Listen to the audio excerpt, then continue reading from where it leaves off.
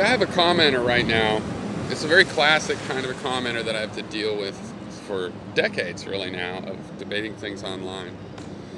Because since I talk about philosophy, of course I talk about things we've thought of a certain way for thousands of years that we need to think of a different way.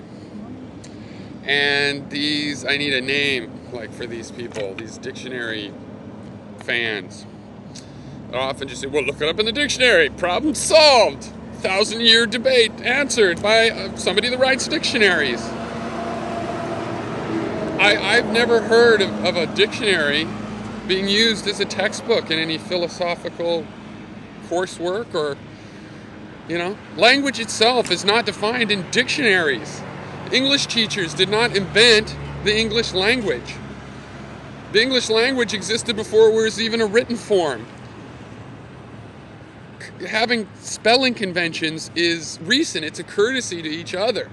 But have you ever noticed how when the spelling and grammar Nazis come in, the dictionary Nazis, they know what you said. They're correcting you. They're telling you how you should have written that, how you should have spoken that. They obviously do understand what you meant, but they won't respond to that. They won't talk about that.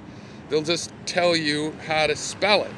Now, if I misspell something in a dictionary, in a description box on my video, and you tell me, thank you, I will correct it. Okay, I'm all fine with those conventions. But they're conventions, they're not arguments about ideas. Now, the language is changing all the time. If you don't know that, you need to read more Old English. If you don't know that, you need to study etymology. Words change their meanings radically. A word like skepticism, that means doubt, that's not where it comes from. It means thinking and reflection. Okay? It came to mean doubt because of the school of philosophy known as skepticism, which emphasized, among other things, doubt. It actually didn't emphasize doubt. It emphasized agreeing to what appears to be the case. It emphasized using perceptions and talking about perceptions rather than talking about essences. But to all the objectivists that wanted to be certain, what stood out was the doubt. So the words skeptic and skeptical and skepticism came to mean doubt, when that's not really what it meant, and in fact, in philosophy, still doesn't mean that. So the term has multiple meanings. Have you ever noticed how not all the dictionaries have the same definition? Have you ever noticed how definitions of words in dictionaries, there's like 1, 2, 3, 4, 5, multiple definitions? Have you ever noticed that? That's because the words have multiple meanings, including new meanings, including evolving meanings. Words are not just used to communicate. Words are not just used to communicate. They're also used for thinking.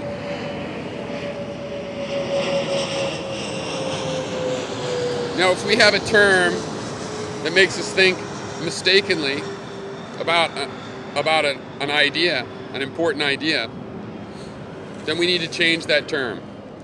And that's one thing that philosophers do. And you just need to get used to that.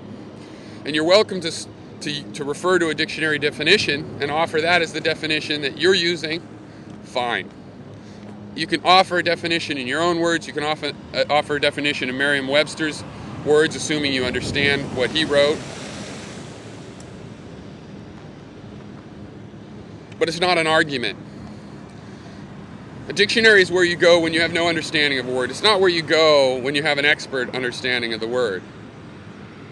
If you really understand a term, then you'll be able to read the dictionary definition and you'll be able to see what it misses and the nuances that it has missed and the issues that it has missed. But it will not be an argument. Philosophical arguments do not come from dictionaries. End of debate.